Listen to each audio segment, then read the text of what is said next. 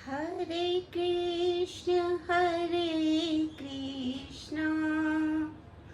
कृष्ण कृष्ण हरे हरे, हरे राम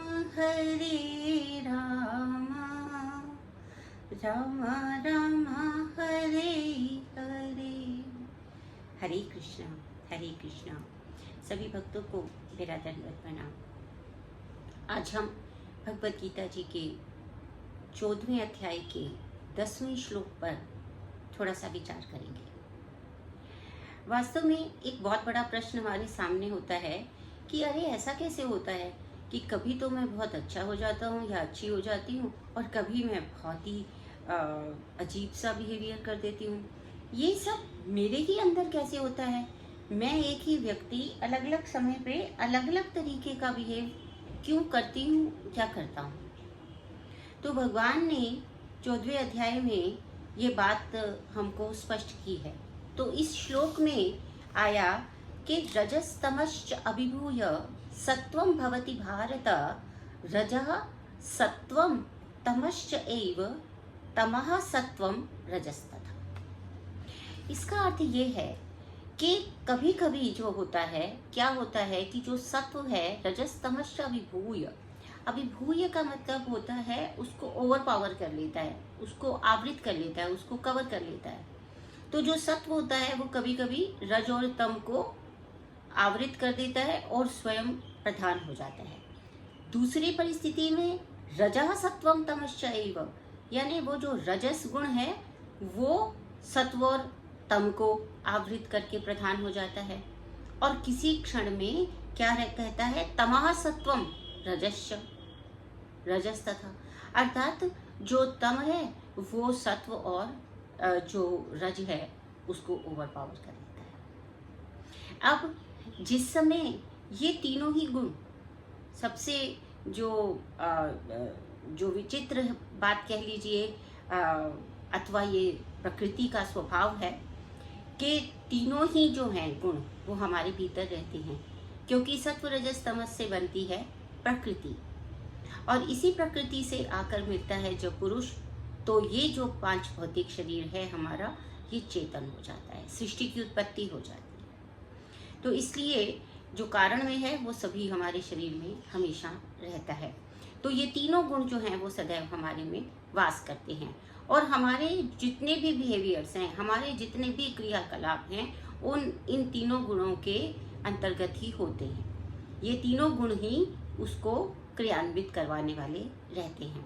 तो जिस समय सत्व प्रबल होता है उस समय हम कैसे हो जाते हैं, शांत स्वभाव के हो जाते हैं।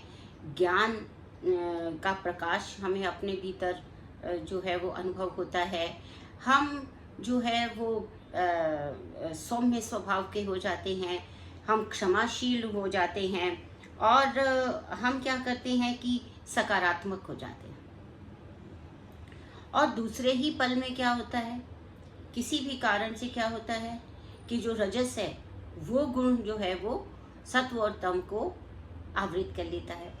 ऐसे समय में क्या होता है, हम क्रोधी हो जाते हैं, हम अहंकारी हो जाते हैं, हम दंभी हो जाते हैं, हम पराक्रमी हो जाते हैं और उस समय हमें लगता है कि हमारे जैसा कोई नहीं है। ये है नार्सिज्म। ये कहाँ से आ जाता है, ये रज का जब प्रभाव होता है तब ऐसा होने लगता है। और फिर एक क्षण है जिसमें कि तमस प्रभावी हो जाता है। अब जब तम प्रभावी हो जाता है तो हम कैसे हो जाते हैं, नकारात्मक हो जाते हैं, आलसी हो जाते हैं, विषाद में चले जाते हैं, कुछ भी नहीं करते हैं, केवल छिद्रान्वेषण करते हैं, अर्थात दूसरों की जो कमियां हैं, जो त्रुटियां हैं उनको देखने लगते हैं, उनके ऊपर विचार करने लगते हैं, स्वयं कुछ भी सकारात्मक नहीं कर रहे होते हैं। तो यही कारण है कि एक ही व्यक्ति कभी सात्विक लगता है, कभी राजसिक लगता है और कभी तामसिक लगता है। लेकिन इससे समझने की बात यह है कि यदि हम अपने अंदर सात्विक गुणों की वृद्धि कर लेते हैं तो हम बहुत बार अधिकतया जो है वो सत्व में रहेंगे और सात्विक व्यवहार करेंगे। सात्विक व्यवहार करने से हम धीरे धीरे आध्यात्मिक उन्नति की ओर बढ़ सकते हैं। अब इसमें क्या करना होगा, जैसे अगर हम सत्व की वृद्धि करना चाहते हैं तो हमारा आहार सबसे पहले सात्विक होना चाहिए। सात्विक आहार का अर्थ है कि वो आहार स्निग्ध हो, मधुर हो, शांत करने वाला हो, बहुत मिर्च मसालों से भरा हुआ ना हो, कटु ना हो, तिक्त ना हो, वो मधुर हो और शांत करने, शीतल हो। इस प्रकार का आहार शाकाहारी हो। इस प्रकार का जो आहार होता है वो सत्व की वृद्धि करने वाला होता है, सात्विक भावों की वृद्धि करने वाला होता है। और विहार में भी हम जो है, जो देखते हैं, जो सुनते हैं, जो भी हमारी ये जो ज्ञानेंद्रियां हैं उसका जो अनुभव होता है वो भी सात्विक हो सकता है। जैसे कि विहार में सात्विक ये है कि हम उन्हीं सज्जन व्यक्तियों से मिलें, हमारी जो संगत हो वो सात्विक विचारों वाली हो, शांत, सौम्य, क्षमाशील, ज्ञानवान, बुद्धिमान, ऐसे लोगों की संगत में यदि हम रहते हैं।